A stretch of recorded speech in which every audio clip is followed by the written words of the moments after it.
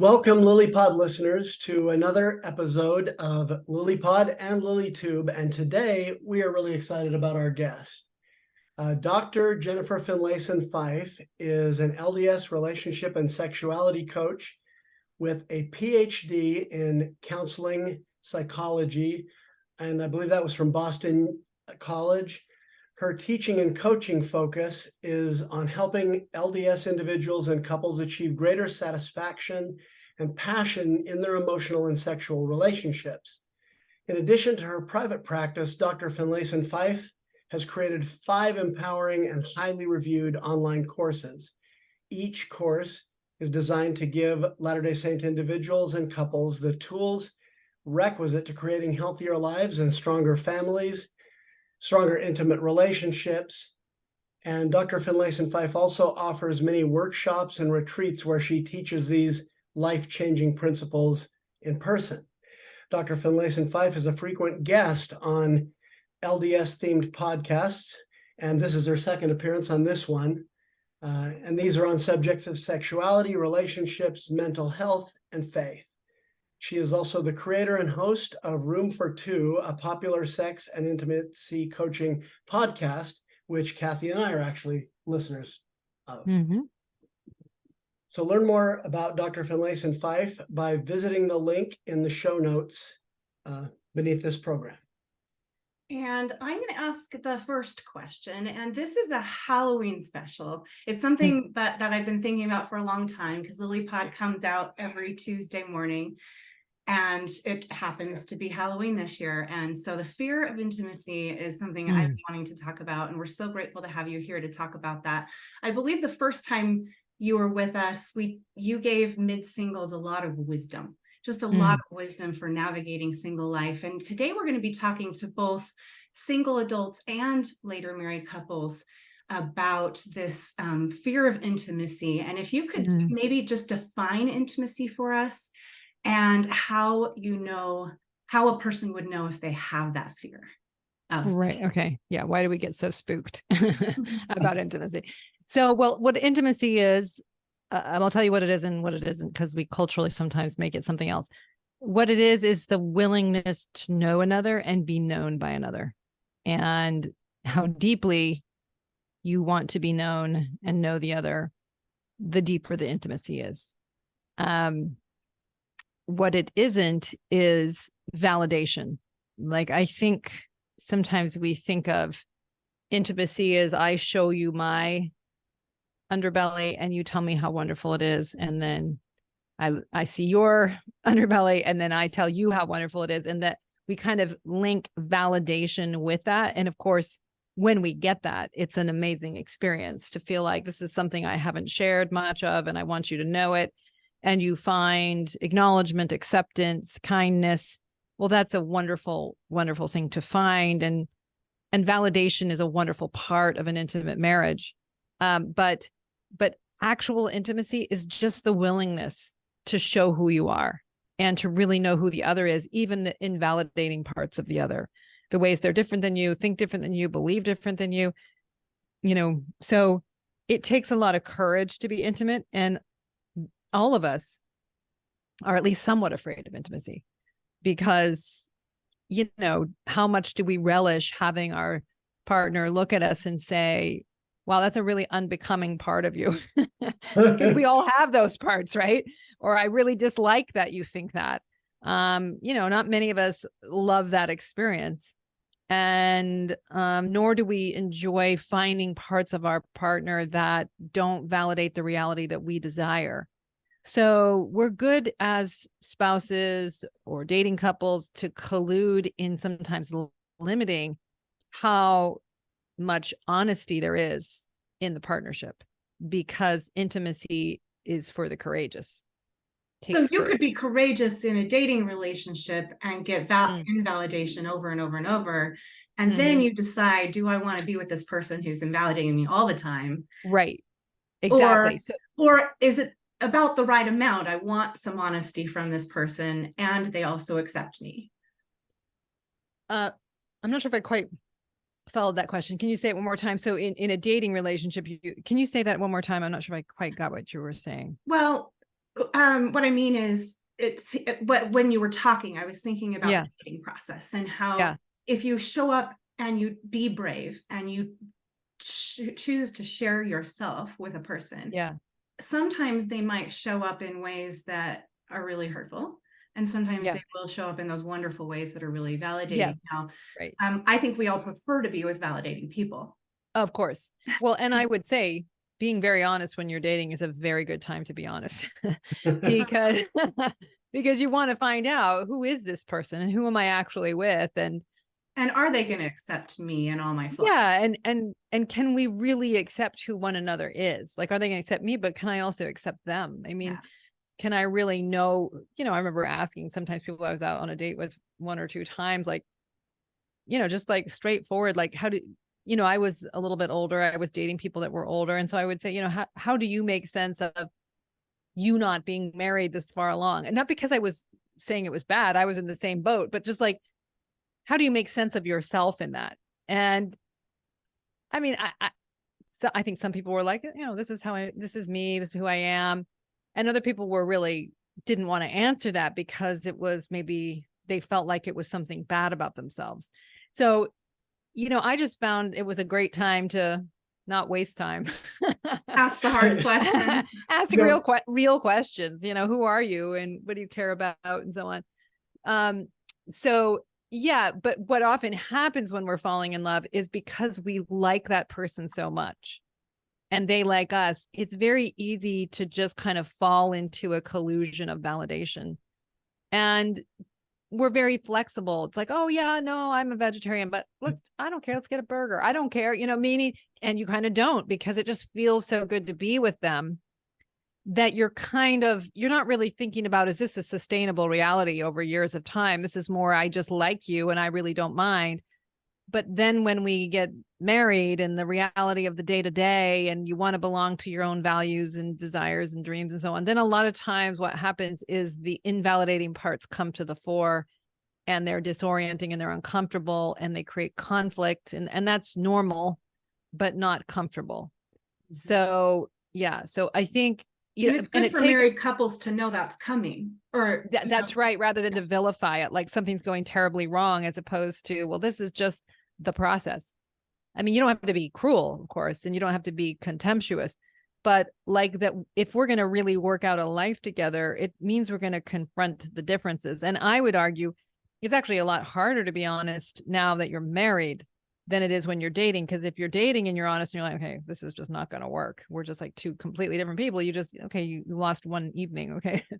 but if you have a life and a mortgage and children, well, it can be take a lot more courage to be in honest conversations. And I don't mean, sometimes people use honesty to be cruel or to basically say, I'm just being honest. Everything should go the way I want it to. But maybe a better way of saying it is to be honest enough to be collaborative. Like, how do we work together given our differences in what we want sexually and what we want around parenting and what we want in terms of our life goals? How do we work with one another and be kind to each other while sorting out a way to be fair to both of us? And that does take a lot more temperance and clarity of mind than often we can sustain in those moments of conflict. Jennifer, we interviewed Dr. Greg Bear on this program once, I don't know, probably a year ago. And he talked about how the worst thing you can do when you're wearing a mask dating is to succeed, because then you have to continue being that false version of yourself. And he says you can never really totally feel loved in that situation because you always kind of deep down know that they're in love with the mask you're wearing. Yeah. And I can just say from us, we've told our own audience this many times, but on our first date, I told Kathy, now, if anything develops between us, it's going to take a little time. I was 48 years old at the time, but I said, it's going to take a little time because I just got laid off from my corporate job and divorced for the second time. And I'm couch surfing with my parents because I can't afford my life. And so And things have changed dramatically, financially and otherwise, Sure. since then. But the thing is, I told her that on the first date, and she actually wrote me a message that was really beautiful. Mm, And the fact that she could accept me and give me a chance, yes. even though I was in a tough place in my life at the time, Yeah. that created a warmth and acceptance that I don't think I could ever have gotten if I sat there and sort of made things seem a lot Pretended. better than they really were. Oh, 100%.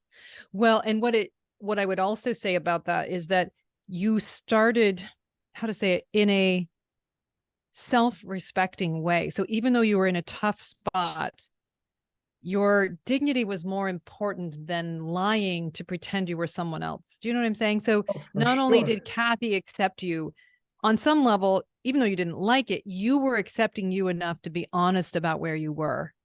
And Right. so it's setting up a foundation of a kind of core honesty and a core acceptance that is critical as a beginning point. Yeah, well, we tell couples or like potential couples all the time, you marry a person, not a situation, because Yep. situations change.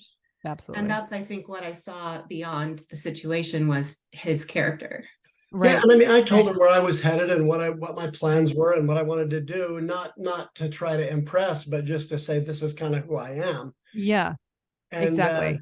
and ultimately, it's, we've gotten to those places that That you I wanted to get to. talked about. And I've been Yeah. in relationships without core honesty, That's and right. there is no way to have true intimacy there. No, you're always anxious if you are partnered with someone who will lie to you about important things. I mean, exactly. I think, Kathy, that's what you were tracking. Like, at least this person will be, even though this is not the easiest place, he's not screwing with reality. And it To took be us with 2 someone, years from there. yeah, exactly. But to be with someone who screws with reality, like you will always be anxious, uncertain, afraid. You can't ease in, you can't create anything solid and meaningful because your house is built on sand. Mm-hmm.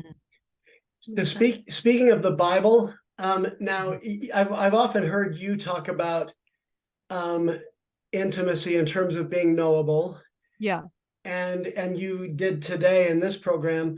And in fact, the biblical word for sex is know. For example, Yeah. in Genesis 4:1, Adam knew his wife and she conceived, and so on.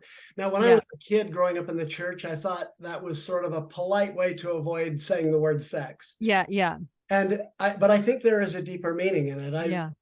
And I've heard you talk about how some people with a high desire for sex are not really knowable during the sexual experience.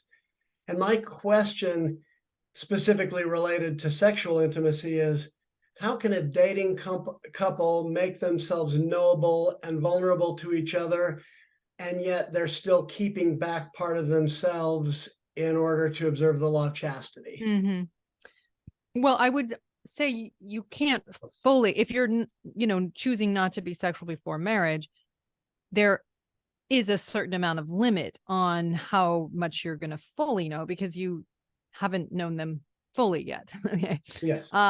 But maybe more important than how physical the relationship is, how open the relationship is, how honest it is, how free flowing it is. That is this someone that is honest with me, can talk, knows their own mind well enough, knows their own vulnerabilities well enough, knows where they can sometimes be a difficult person to be with, and is addressing those things. More important than knowing every data point, because you're never going to know every data point. You know what I mean? It's like some people move in together because they want a trial run, but they don't actually know still what it's like to be married to that person and married under stress and married with children. And so there's always things we don't know. The question is the character here?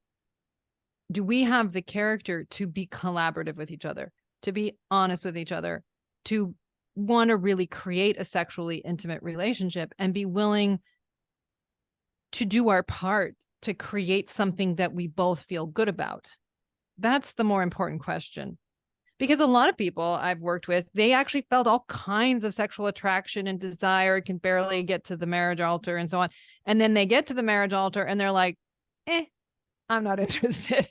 So that is to say, when the meaning changed, their desire changed, and they weren't trying to be manipulative. It honestly shifted. So it's not like what was happening in the premarital state is necessarily an indicator of how it would be in the postmarital state, in the, once married. So I think that what's a better telltale is how open and honest, how willing is my partner and me to take responsibility for our negative impact? How do we handle ourselves under stress? How much ease is there in the physical engagement, right? I think this is really important. I remember my husband saying to me the first time he ever hugged me, I just kind of melted into his body. And he said it was remarkable to him. Like it was like a very different experience. But I also wasn't somebody who just went around melting into bodies. I wasn't just a floozy with melting. Is that what convinced you to marry him? Well, no, this was just the beginning. I still like tortured him for a couple of years, but because I was pretty afraid of getting married, so I took a while. But you a while to be vulnerable and know. But I did feel, and I was right about it, that he was someone I could truly be open with. And so I knew he was trustworthy. I could feel it about him from the beginning. And because we hung out for several months before there was any physical engagement at all. So I know when I hugged him, I just felt the comfort or the ease of being able to really kind of be with him.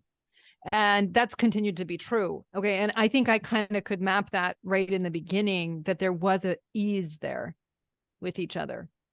So, because I think there's some people that I've worked with and they're dating and there's just a lot of anxiety and frigidity and fear and so on. And, a lot of people come by that honestly. It's not, they have anxieties about sex and maybe they've had some trauma, but you can get a feel even in the dating stage about kind of where your challenges may lie later on. I want to ask you more about the fear in just a second, but first, I'm sensing in the way you're describing this, a subtle difference between sexual attraction, which I believe is important, and I think you believe it's important too. Yes. But I'm sensing a difference between that and sort of an emotional connection and and perhaps that emotional connection and the being knowable to each other sustains that physical connection when maybe the sparks aren't flying as much. You know each other really well at some point. Yeah. Accurate? Maybe. I'm just thinking about the way you're asking it, but I'll say kind of what my thoughts are about it. I think there are people when I was, dating and so on that I found definitely attractive, like they were physically attractive, but I knew I would never want to be open with them.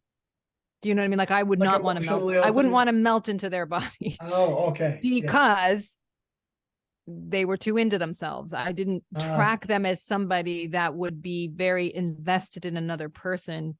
They were more invested in their own ego or whatever. So while they might be impressive or they might be, conventionally attractive, that was different than that was somebody that I would want to really bring my heart to. And I share the most private parts of myself. Yeah, the very with them, different emotionally question. or physically. Yeah, a very different question. And I think sometimes people who are attracted and marry somebody like that are sort of imagining, I will get a good life by hooking myself to that person who is impressive. That they'll make a lot of money or I'll look good on their side, but they aren't really anticipating, or maybe they're hoping for it, but they're not thinking about the reality of it. Is this somebody that could actually be truly invested in me, care about me? They don't even necessarily see themselves as being worthy of that. So they're just hoping for the next best thing, which is to just attach themselves to this other impressive or, overtly impressive person. Almost like looking for a business partner.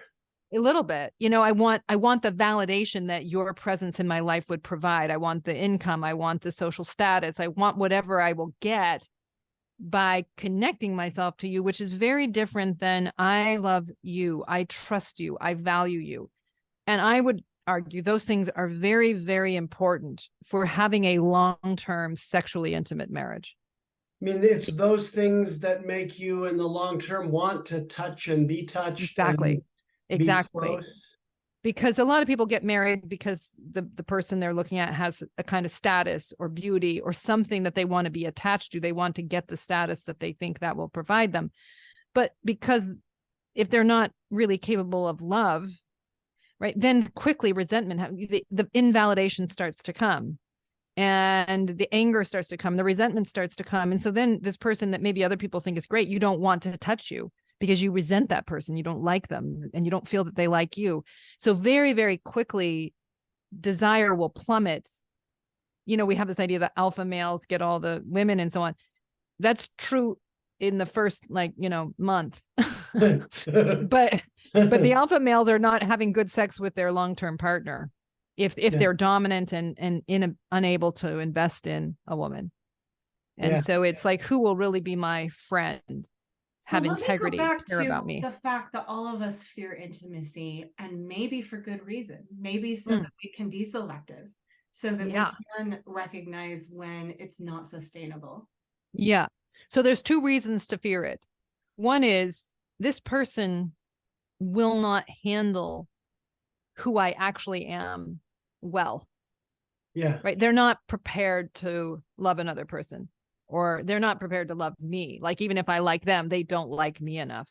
And that it's not a wise place to really bring myself, because they're either not interested in being invested in my life, or they're incapable of it. Yeah. And so that's a merited fear. What I would say is, that's not, I don't know if fear is even the right word, but it's just good judgment. It's out of your self-respect and your dignity to not reveal all of yourself to that person who isn't worthy of it. I'm not sure that's quite the right word, but no, that makes sense. So what's the second?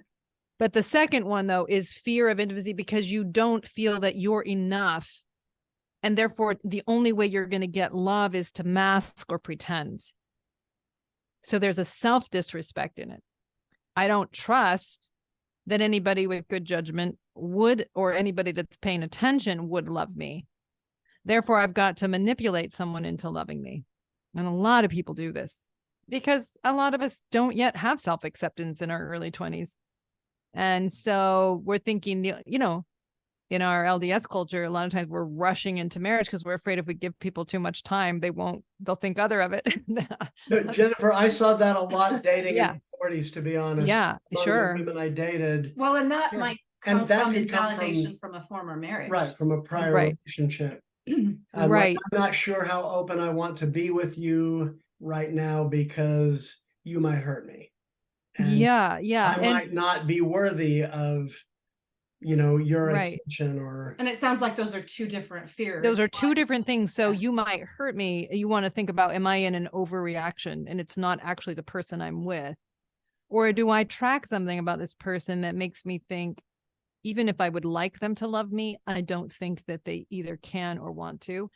And then it's good to hold your dignity and not invest more than is going to be reciprocated. But am I struggling to accept myself? Am I struggling? Being honest is often an act of of self-respect, to say, I'm willing to show you who I am. I remember a brother saying to me, like, that he was so much in this state of like wondering if anybody would love him when he was in his early 20s. But he said, if I ever had to date again or something, he said, I think I'd really be much more in the kind of take it or leave it position, which is, here I am, and I'd rather live alone with my dignity than try to pretend my way into a marriage. Right. Because what we all really want is to be accepted, even if there's invalidating parts of the relationship, to be still accepted anyway. That's right. That's right. And there's always going to be invalidating parts of any good marriage. That is to say, places where you're different. There's always gaps in any intimate marriage, right? But I think the question is, the more a couple can sustain their dignity of themselves and the other, even in the face of those gaps, the happier that couple is. Yeah. That feeling of innate worthiness, or something that I have something beautiful and wonderful to share with you if you'll accept it, and I hope you'll offer me the same thing. Exactly. Now I want to add a third fear that I think people have, and I'm ask you about this.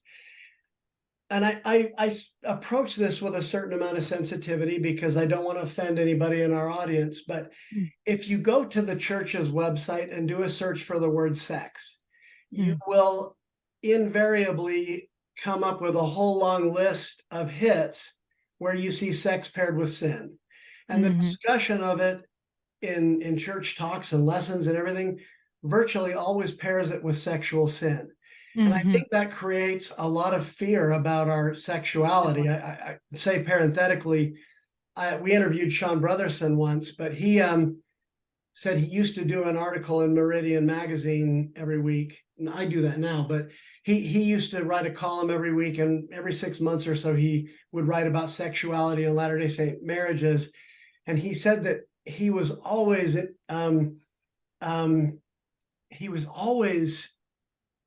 baffled. He would brace himself for 6 weeks of his email inbox being flooded with horror stories about Latter-day Saint marriages. Anyway, and the bedroom aspect of that. Yeah. So you have talked a lot about how people believe their sexuality is Satan's pathway, and many come to it with a lot of dread.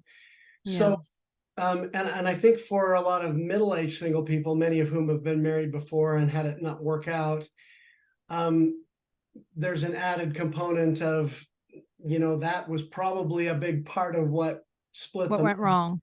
So how can singles who want to keep the law of chastity do that and overcome the fear they may have that they're disappointing the Lord because they have sexual feelings? And, you could answer that for married couples too, honestly. Yeah. Well, so I think we would all do better if we'd live our actual theology as opposed to kind of how many of us Amen. have talked about it. So I think when we're young in our development, and this includes many 80-year-olds, I mean, what I mean is many of us stay young in our development. We just have this idea that sex is pleasure, sexuality, the body, all work against spirituality. So we've kind of borrowed other Christian interpretations that the body is the problem.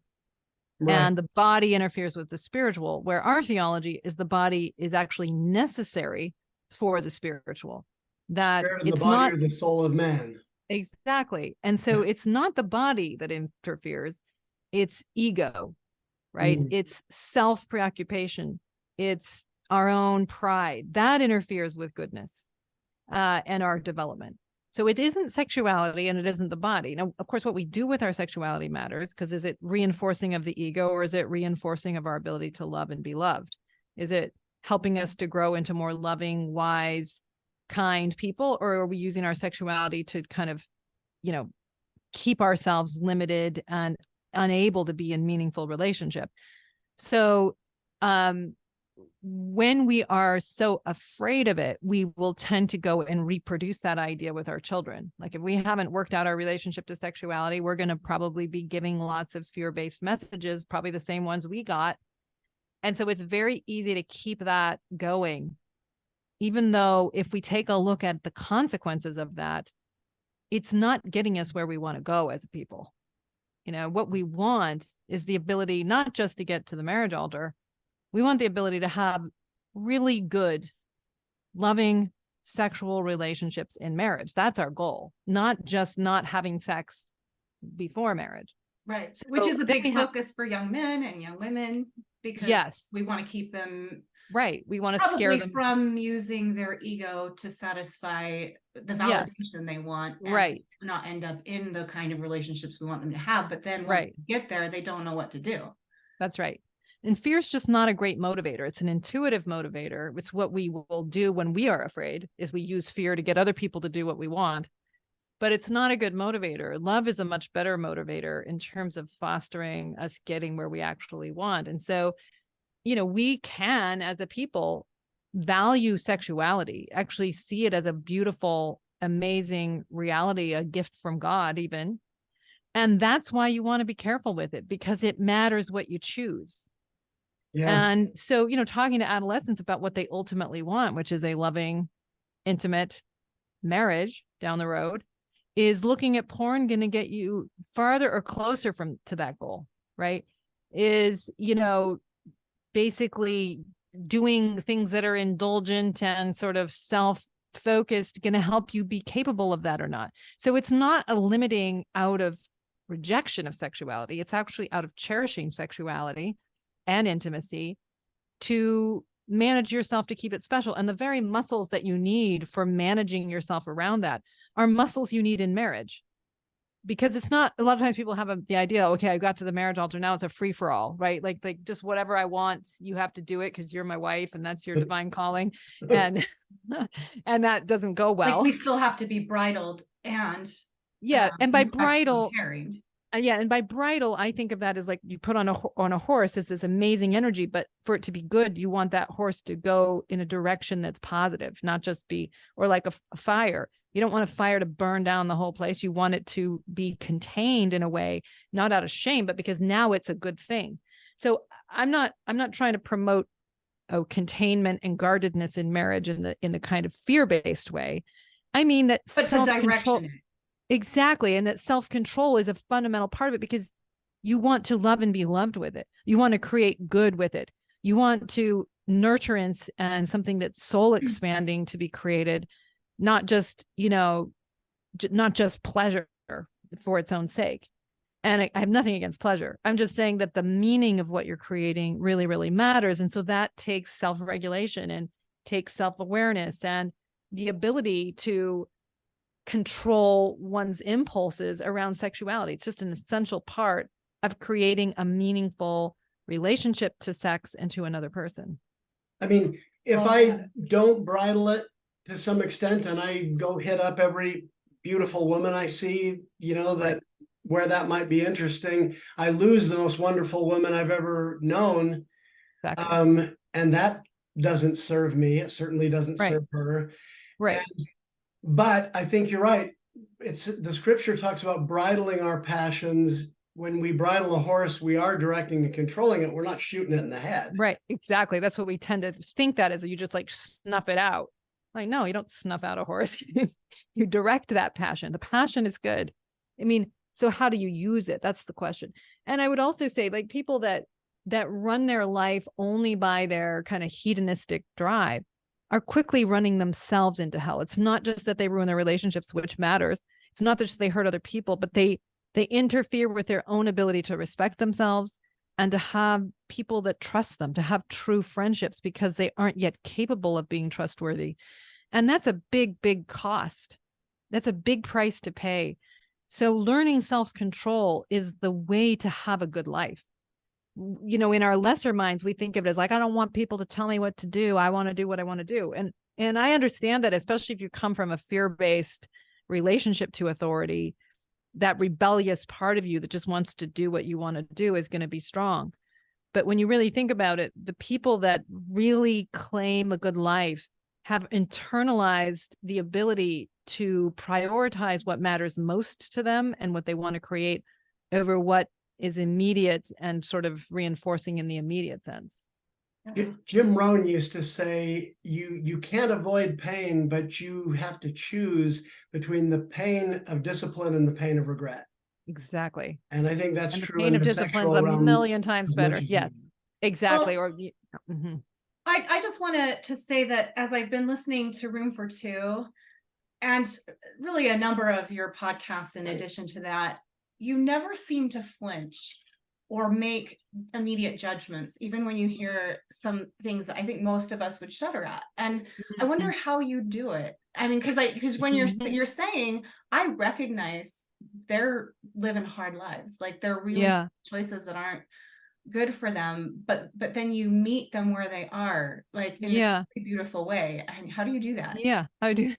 I mean, I think, I don't know for sure. It takes a little bit to sort of articulate what feels pretty intuitive, but I guess I tend to think of people, all of us, is in some ways we come by our blind spots, honestly. That is to say, we have a history of biology or whatever that's allowed us to see the world in the limited way that we see it. And the person sitting in front of me is revealing their blind spots as well as the pain that those blind spots are causing them. Yeah. So if I just want to judge them and condemn them, I mean, that just says something about me, like something fearful in me, or something that maybe I don't want to deal with that same part that's in me. Do you know what I'm saying? Like if I'm in a reaction and I just want to condemn them, there's something going on in me. Yeah. If, however, I can hold their dignity and my dignity, part of it is I don't know what I would be doing if I were in their shoes. I might be doing worse than they're doing. I mean, how do I know?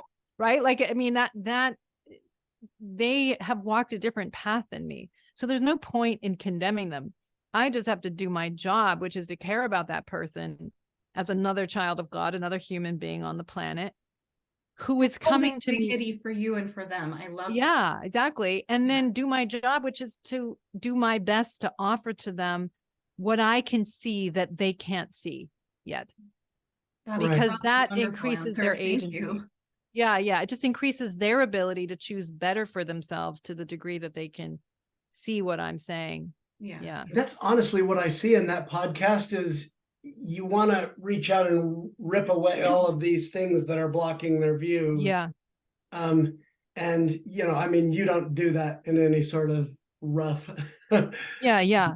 But it's just You're kind of very piercing through a little bit, like, because a lot of times when we are in some version of self-deception, a part of us knows, I mean, we don't really know it. That's why we're coming to get help. But some part of us knows that we're not clear-headed. And so it's often not that difficult to kind of pierce through all of the layers of self-justification and stories and so on, and to kind of go get a hold of the thing, because like their soul recognizes it when it's right.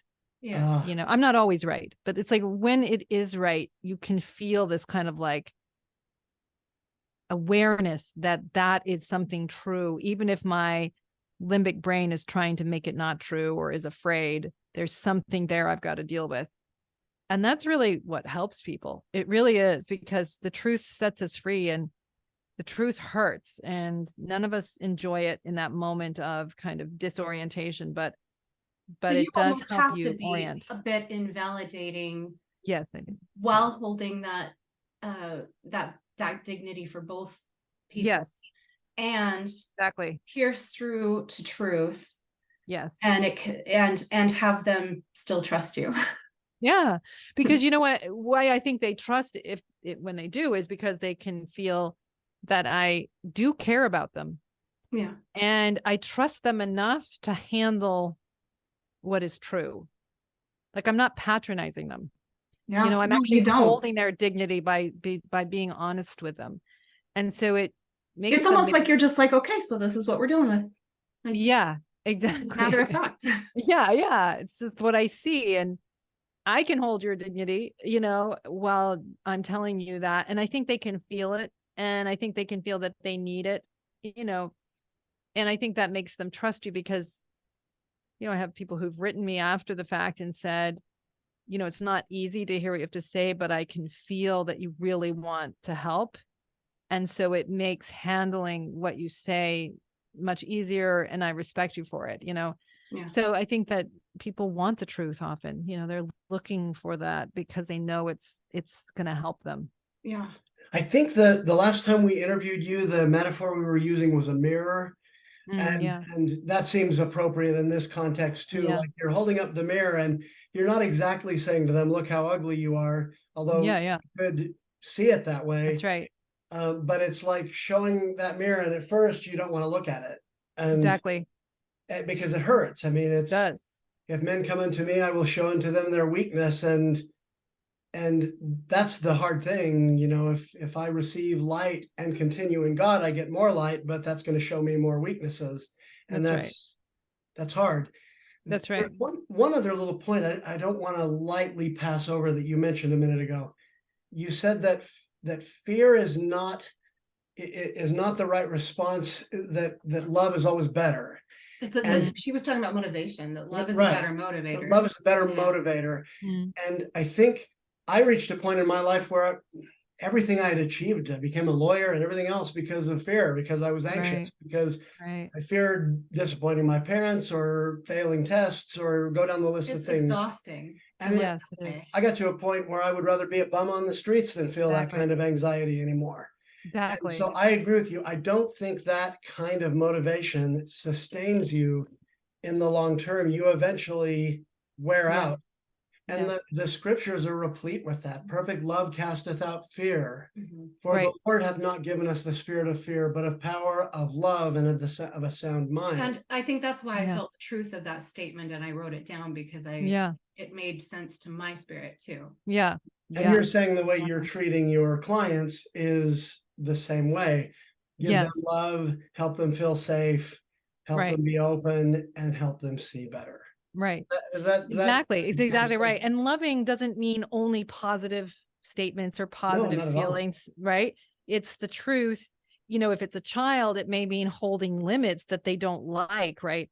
But you're doing it because you are doing what is needed for the child. You're doing what will facilitate the growth of the other person. You're doing it because you want them to thrive. So you're willing to do things that maybe they don't necessarily like or doesn't feel good, but it's ultimately going to help them be free. And so that's what love is. And that's all. And even, some of my own kids have said to me, like, how to say it, like they knew when I was parenting them as an adolescent that I was actually did love them. Even if I was getting things wrong in their opinion, they could feel that it was really my effort to do what was best for them. And that was significant, even if it was misguided or off. That I really desire to do right by you. Kids feel it, or your partner feels it. Yeah, that's amazing. Mhm.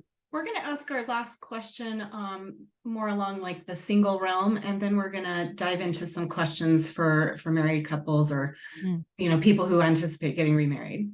Mhm. So this one I has always stumped me a little bit, but I have heard a lot of I think last time we talked to you, I mentioned that I was amazed when I was dating in the mid-singles community how quickly the subject of sex would come up most of the time. Yeah. But I have also heard this countervailing point from a lot of people in the mid-singles community about when is the appropriate time to discuss sex, and implied in this question is almost like that to talk about it is to do it. That it's almost in an inappropriate subject without knowing someone really well first.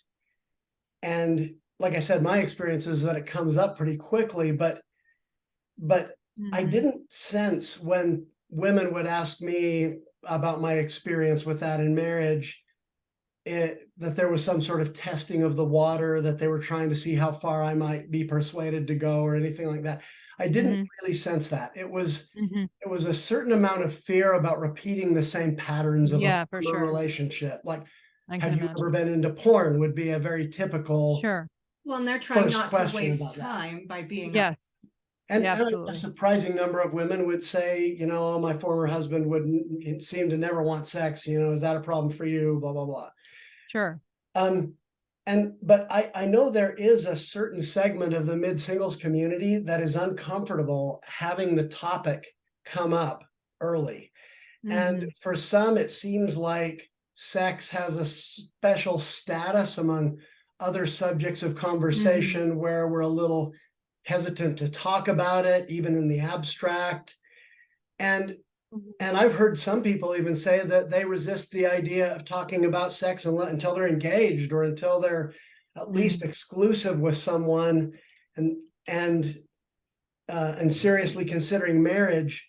So I think that raises a kind of paradox. I mean, sex is how we approach sex in a marriage can be a deal breaker for a lot of people. I mean, even for me, it certainly was.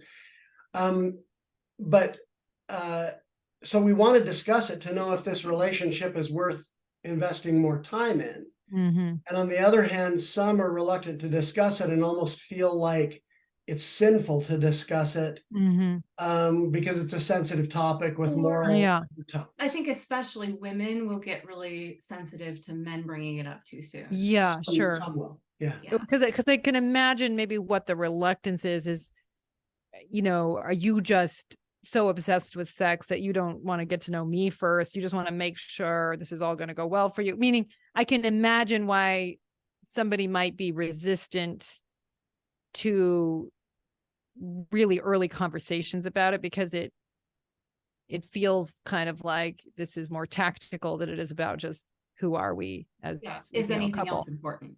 Yeah, I exactly. didn't That sense kind of that by and question. large from women that would bring it Yeah. up, that it was tactical, or it was. Yeah. But I've heard quite a few women say that if men bring That it they up, can, and that's how they they can feel that way. I mean, I don't think it should be a taboo topic by any stretch. And I mean, just generally speaking, I would say, I don't think you need to be engaged before you would be having any conversation about sexuality. But I would go back in some ways to the question of how free flowing is it to be able to talk to this person? What was difficult about your first marriage? I mean, I don't think that has to be a question in the second date necessarily, but fairly soon into a courtship, that would be important information. Like, how do you make sense of the divorce? And were there things that were painful to you about your marriage? And what do you think was your role in the marriage's demise? And what do you think was your partner's? I would be interested in all those questions, not because I'm trying to pry into a previous relationship so much as, who are you? How do you handle difficult things? Right? What was the sexuality like for you? What do you want to have be different? I mean, I would care about how my partner thought about those things, because it would tell me a lot about their maturity. If they're like, oh, it was all her fault, she was the loser, I would be like, I'd be suspicious. Oh, 100%. And I want to go back to one of the most poignant things you mentioned and I believe it's episode 24 of Lily Pod, if anybody wants to go back and listen. And it was wonderful, and we kind of addressed all different things. But I love that you said the number one quality to look for in a person is someone who is self-reflective, someone who knows their own mind, someone who knows how to make changes when needed. Like, because that's someone you can grow with. That's someone you can actually collaborate with. That's right. Yeah, you need a growth mechanism in your marriage if it's going to be healthy 20 years in. And if you don't have that ability to be self-aware and to be honest with yourself and to take feedback and consider it honestly, you're not going to do well. Right. It just won't happen, because that's what marriage requires, is the flexibility and the honesty to keep recreating something honest and meaningful for two people. So it's like trying to drive a car without a motor. I mean, I actually really love what you said about keep recreating, because that's one thing that we believe is that there are too many people, and I think it's portrayed so much in media, in even fairy tales, that you fall in love and then maybe you fall lock it in, and you can't help it. And it's not something you choose. Exactly. Like, it happens to you. Yeah. Yeah, it happens to you. Exactly. And so when you're saying we need a growth mechanism because we have to keep recreating, that's very intentional. That's not falling in prey to circumstance. No, that's right. That's right. I think one of the hardest things about what you're talking about is, if I think about this in terms of like my own marriage, when Kathy brings something up to me, even if she's really gentle about it, that I kind of deep down know it already. Oh yeah, sure. And it's like, don't say it. If you love me, stop talking. my influence. I see it right now. Well, and you've got something that going on like that with yourself, and you maybe had this since you were a kid. Like I know, for example, I'll admit it in front of the whole world right here. My worst fault is that I'm kind of overly sensitive sometimes, and I take offense when somebody doesn't mean it.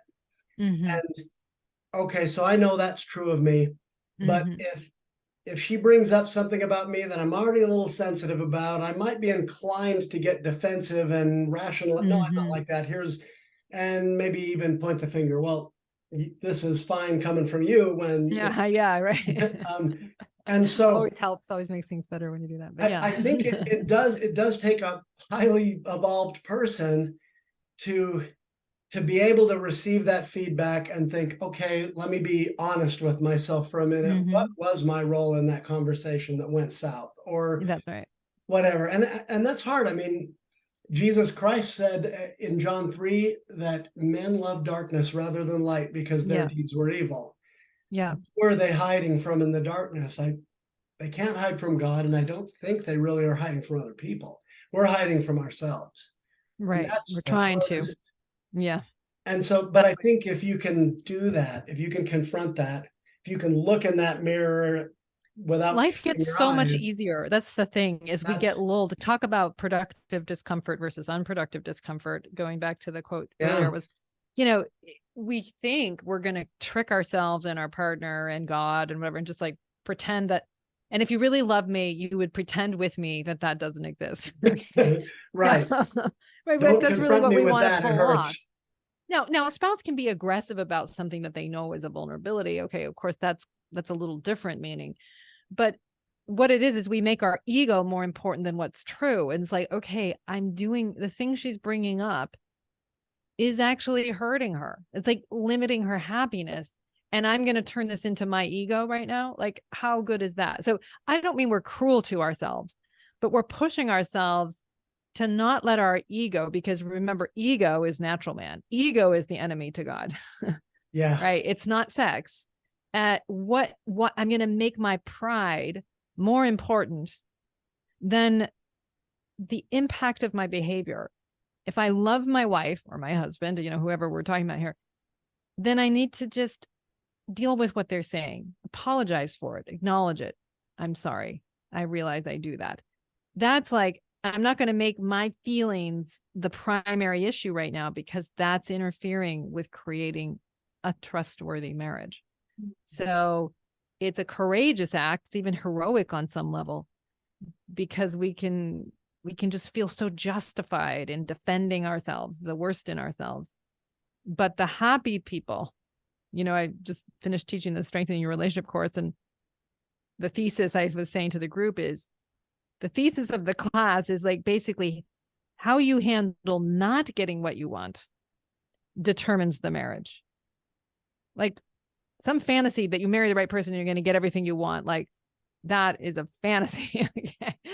100%. And it's one that should have died with the fairy tales. Okay. Because it's not true. How you handle yourself when your partner sees something about you that you don't want them to see, or when they think something you don't want them to think, how you handle that invalidation is going to determine whether or not this is an evolving friendship, whether or not this is a trustworthy friendship. So it's really looking at ourselves in the face of invalidation. That's a big deal. Well, and this leads us into the questions for couples. I really, really quickly want to just summarize, I think, the answer to when to bring up the topics of sex. It seems like you want a balance between not ever having it be taboo, but not ever having it be the only thing, or like for sure, treating a person like this is the most important thing and there's nothing else to discuss. Yeah, exactly. Being a whole person, discovering your ability to have growth mechanism. Exactly. And not to mention that if you're so obsessed with sex that you're bringing it up on the second date and you even get an answer that seems satisfactory to you, your disposition around sex may actually be the thing that ruins it in marriage, not whether or not she or he could respond on a second date. Does that make sense? So it's like, how or even your disposition about sex while you're dating might make it so that you can't get married to a person who wants a healthy, that's right. That's right. Yeah. So a lot of times we're like, how am I going to decode if this person's going to give me what I want versus who am I around this? So in other words, it's important to overcome the fear of intimacy that's not helpful. The kind that am I invalidating and disrespecting myself in what I think I have to offer? Yeah. Or am I basically relating to a person more like a self-object, somebody that's supposed to give me the sex I want? And that's actually the thing that's ruining my ability to have a good sexual relationship, much more than when we have a conversation. So I have nothing against conversations. I just want people to look more at who they actually are. Yeah. That's the more important thing in your ability. And who am I dating? What am I tracking? Exactly. Who am I and who is this person? Yes. Yeah, if I can throw out one hot tip to the guys too. If you send a girl a message on Facebook or where dating site, whatever, don't start off with "you're so hot." I heard complaints from women all the time about guys doing that. They come up with something overtly sexual the very first time they even approach a conversation. I've never met a woman who doesn't like being told she's beautiful, as long as that's not Right. the only thing.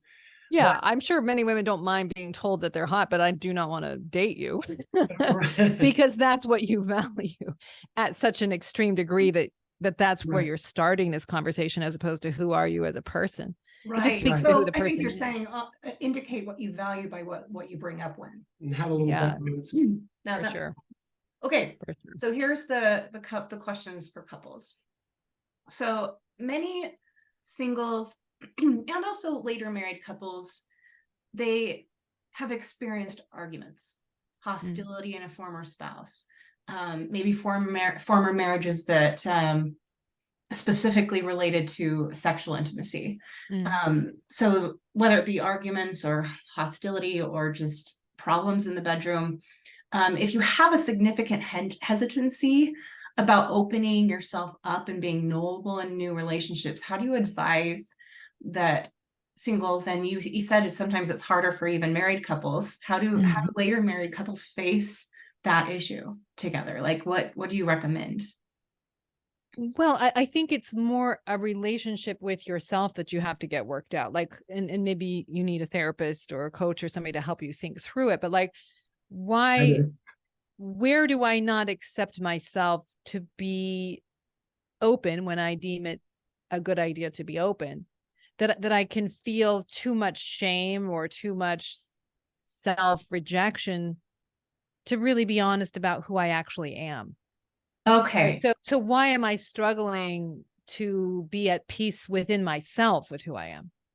Because that's a fundamental relationship to be getting worked out if you're going to be at peace with anybody else ever. Oh, I love that. That is so poignant. Because, and that really goes for both married couples and those who are single. Yes. Because that peace in ourselves is what's going to lead to more intimacy, because Definitely.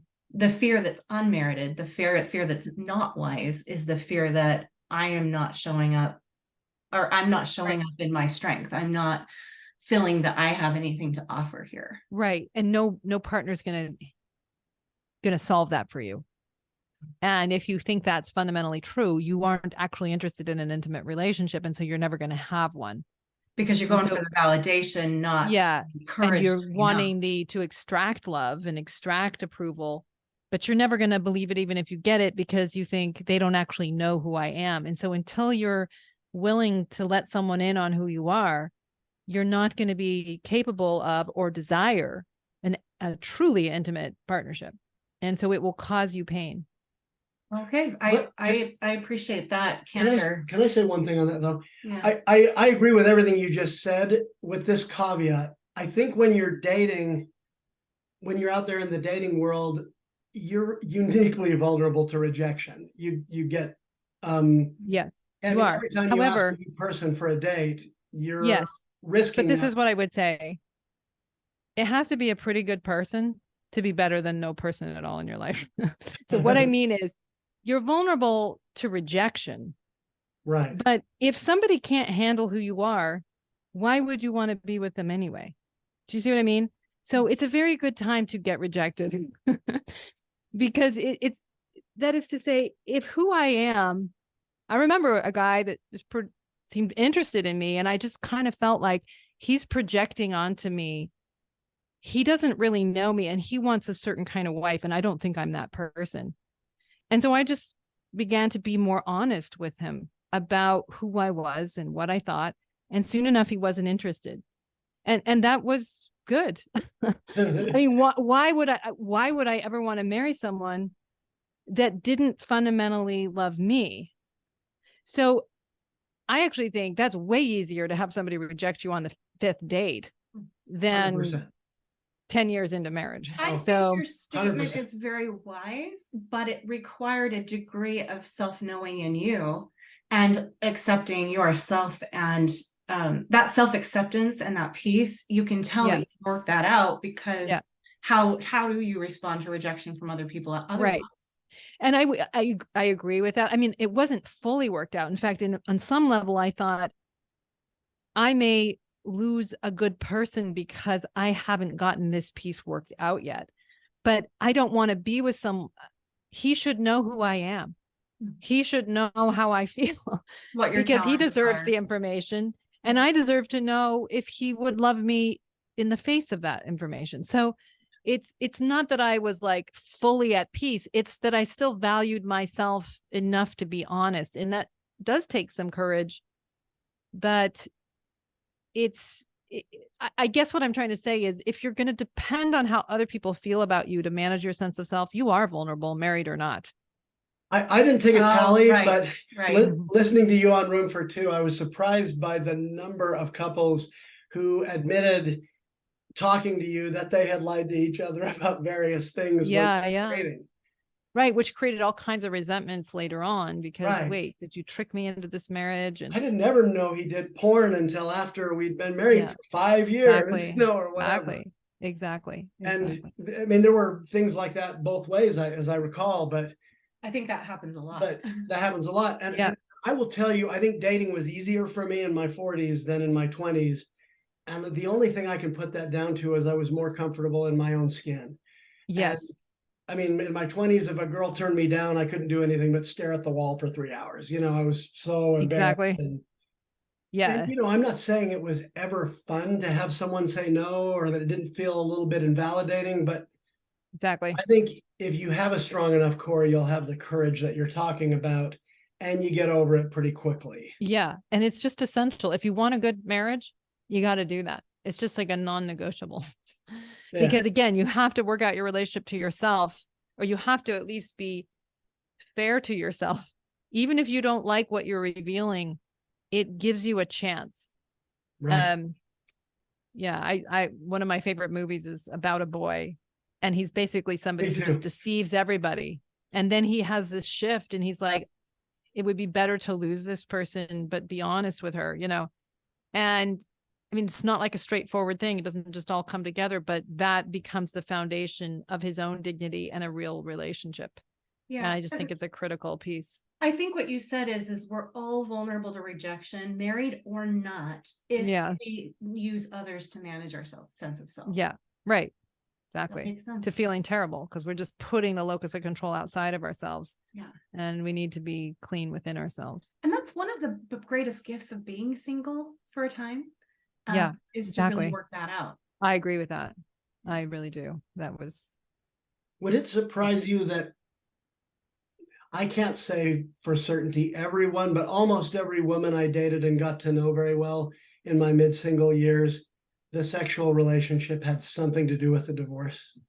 Yeah, no, I'm sure that's true. I mean, people don't say it out loud in public.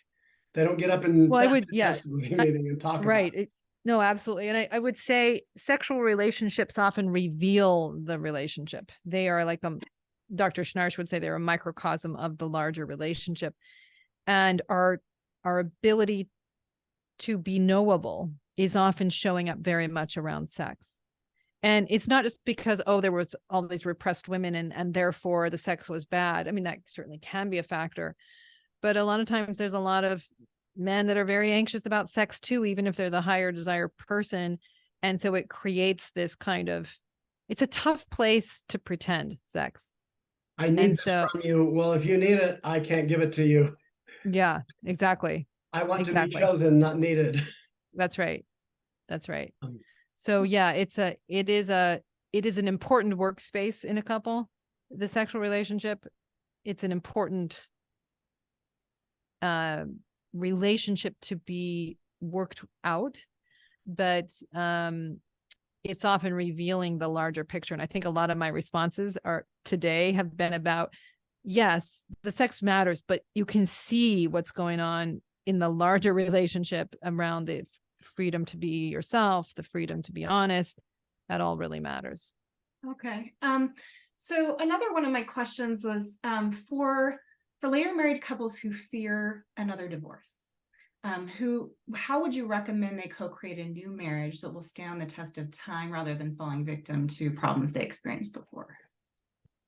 Well, you want to look at the common denominator in the two marriages, which is who you were, who you are, and how did you participate in the failure of the other marriage, even if it was just putting up with abuse. You know what I'm saying? So there's still a role was it that I was blind to or wanted to believe the person that wasn't in fact trustworthy?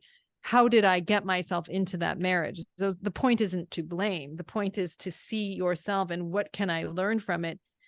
Because you want to make sure you use it to learn from it, so you don't just go and repeat it and have this, have to learn the hard way again. So that's the biggest thing I would say is this thing has been very painful to lose a marriage, but at least I can make it more worthy by extracting all of the truth out of it that I can about myself. Extracting truth. I like that. You talked about how Dr. Schnarch says that marriage the sexual relationship is a microcosm of the marriage, which I think is often true. Where I might take issue with it is someone has sexual abuse in their past, or they got raped at some point, or they experienced a really abusive relationship, and maybe they're living that relationship in a relationship that didn't have much to do with creating that problem.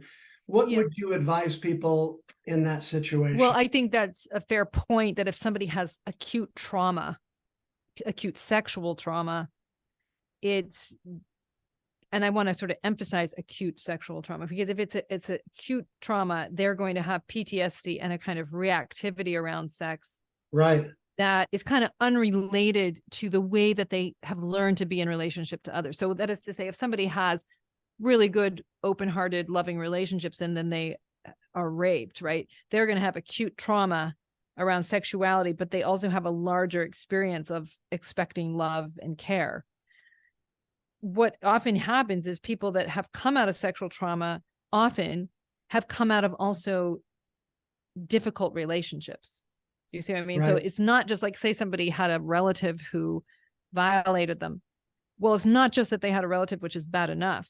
It's oftentimes the fact that the parents weren't paying attention, that the parents didn't believe them when they tried to tell, that there was enough neglect going on in the home, that they were vulnerable. And of course, this isn't always the case.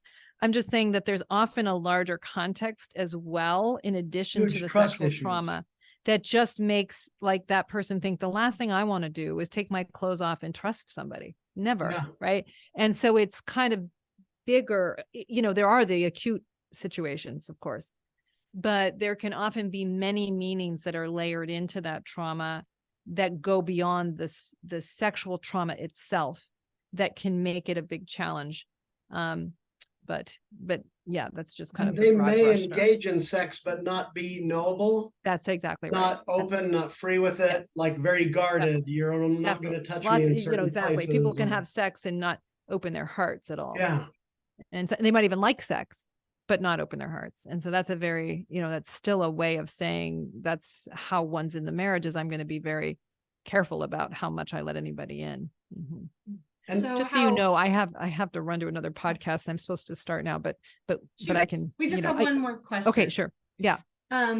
Okay. So we thought it would be good to end this interview with some really good motivation for overcoming fear that isn't serving us. So kind of beginning with the end in mind and doing personal work necessary to achieve true intimacy, and to get those common roadblocks of fear out of our way. So our last question is, for those who do the work to overcome their fear of intimacy, what do they have to look forward to in their personal lives, and potentially in a connected, collaborative, intimate marriage? Well, I would say what you have to look forward to is more peace with yourself. So I think any good therapy, any good friendship, any good relationship is fostering your honesty with yourself in it, that you can dare to show who you really are, not because you're going to like everything you see, but and not to just get someone to tell you it's all okay. It's to know your own mind and to address things you don't respect in yourself, and to not be a house divided internally, right? To have more integrity within your own soul. Because when you have that, you're less needy for approval. It doesn't mean that you don't enjoy approval and like it when someone tells you how wonderful you are, but you don't need it to sustain your sense of being You're not a legitimate. bottomless pit. Exactly. And you can kind of hold your dignity, and you can look in the mirror and say, like, I like me, I'm okay, and feel a genuine peace with yourself, not because you're perfect or flawless, but because you can accept your humanity and accept that you're a work in progress, and let somebody in on that imperfect process, just as you let them be imperfect and knowable to you too. Well, that's just like the only way to live. Yeah. If you don't have A that marriage between two imperfect humans that accept each other. and are genuinely honest, then you can like lie next to each other and actually be at ease. Mm. Well, and accept themselves first. I think that's right. It's just really fundamental because, I didn't get married till I was almost 30. I had therapy in my, mid 20s. That was very helpful to me. I think I just kind of knew I'd rather be single than marry somebody that wouldn't or couldn't know and accept me. It just wasn't worth it to me. Why would I do that to myself? And so, but I think that when I was in my early 20s, thank goodness I didn't get married then, because I think I was much more like hoping somebody would just tell me I was enough and make me feel good. That was more what I maybe thought was the goal. But I think towards the end of my 20s, I thought, no, it's just somebody that I can really know and be known by, somebody I can really be myself with. And have that kind of a friendship in life is just such a gift to oneself and to the other. Oh, I love that. Yeah. Wind that never gift of blows so friendship. cold again. Yeah. Mhm. So before we sign out, is there anything else you'd like to say on the subject of overcoming the fear of intimacy? Well, I would just say daring to be honest takes a tremendous amount of courage, right? Because we're basically saying bye-bye validation, but it's the beginning of something solid in yourself. And so it does take courage, but it is the path into a true self-confidence. Yeah. I love that. And thank you so much for being on our show today and talking about overcoming the fear of intimacy. It's a great episode. It was such a good conversation. Thank you so much. We appreciate your wisdom and your friendship and just everything that you brought to the table today. It's really a rare privilege. So remember, thank you. Anytime is a great time for more love in your life. Thank you for watching and listening.